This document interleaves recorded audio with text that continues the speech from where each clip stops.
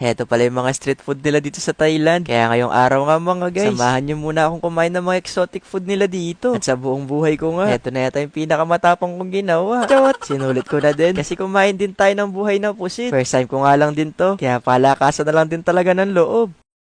Ngayong gabi nga papunta kami ni ate sa market na hindi nga daw kumpleto yung pagpunta mo sa Thailand kung hindi mo nasubukan yung mga street food nila dito. Pero syempre mas exciting kung masusubukan mo rin yung mga exotic food. Yung bang mga uod, scorpio, yung bang parang ipis. Basta yun na yun mga guys.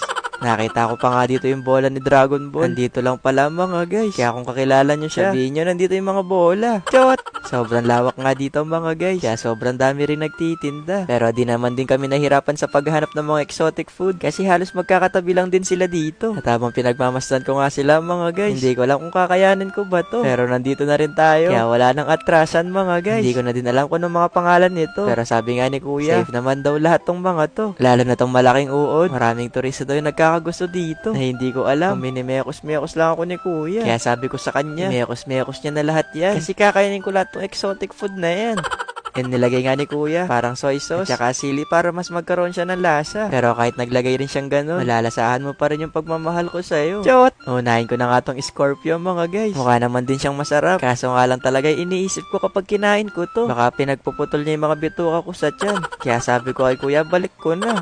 At bago nga tayo kumain mga guys, shoutout muna natin yung mga kababayan natin na taga Pinas. At eto na nga exciting part mga guys. Na yung una nga, eto yata yung tipaklong.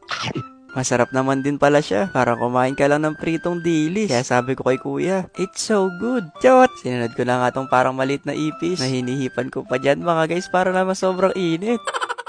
Pero masarap naman din siya mga guys. Lalo kung hindi mo naman din iisipin kung anong kinain mo. Pero hetong pangatlo kong kinain mga guys, hindi ko masyado nagustuhan. Kasi parang may mayonnaise sa loob. Buhay pa yata yung nakain nating uod mga guys. Chot! Pero marami pa itong nabili natin mga guys. Kaya hetong mas malaking uod na yung itatry natin. Masarap din to mga guys kumpara dun sa isa. Hindi ko lang mapaliwanag yung lasa talaga niya. Basta parang kumain ka lang ng piritong tuyo. At yung mga iba naman na exotic food na rin dito, parang kumain ka lang din ng chichaon duog-duog. Masarap naman din siya. Mukha lang talagang hindi. Kasi di talaga natin to kinakain. Kaya pagkatapos ko nga makapagmukbang dito kay kuya, nagpaalam na din ako para makapaghanap na din kami ni ate ng buhay na pusit. At saka ba yung mga sumasayaw na hipon mga guys, na buhay mo silang kakainin. At dito nga lang din sa tabi, may nakita kami nagtitinda ng squid shot.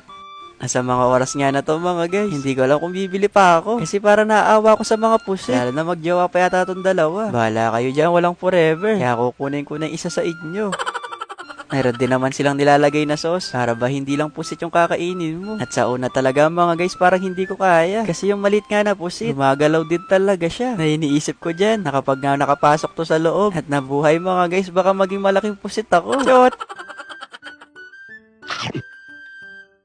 Kapag pala nakagat mo na yung pusit, hindi na siya gagalaw mga guys. Sa una lang siya lalo kapag hinahawakan. At nang sinabi ko masarap naman siya. Yung mga ibang lahi na bilib dito mga guys. Masarap naman kasi talaga siya. Medyo matamis na maanghang dahil din siguro sa sauce. Pero parang di ko talaga kayang lunukin. Kasi baka mabuhay din talaga sa loob. At pagkakalkalin pa yung mga bituka ko mga guys. Chot! Sobrang dami pa nga dito mga guys. Pero maghanap muna tayo ng maiinom. Kasi kanina pa nga ako nauuhaw. At sobrang nakakauhaw talaga yung mga pinagkakain natin dito mga guys. At ngayon ko lang din pala ito napansin. Pati yata yung ilong ko kumain din ng pusit. Chot! May nakita din pala kami dito yung mga sumasayaw na hipon. Nakaramihan nga sa mga turista. Ito din talaga yung paborito nila. Na kinakain talaga nila tong buhay. Na kahit lumilipad mga guys kinakain. Pero di ko na sinubukan to mga guys. Baka maging lamang dagat na yung tiyan ko. Chot! Huli ko na din pala ito nakita. Pero grabe to mga guys. Mas malalaki nga sila. Hindi ko lang kung nasa gitna malaking langaw ba yun. Pero parang mas gusto ko subukan yung malaking gagamba. Para bukas maging Spider-Man na ako. Ayun lang. Bye-bye!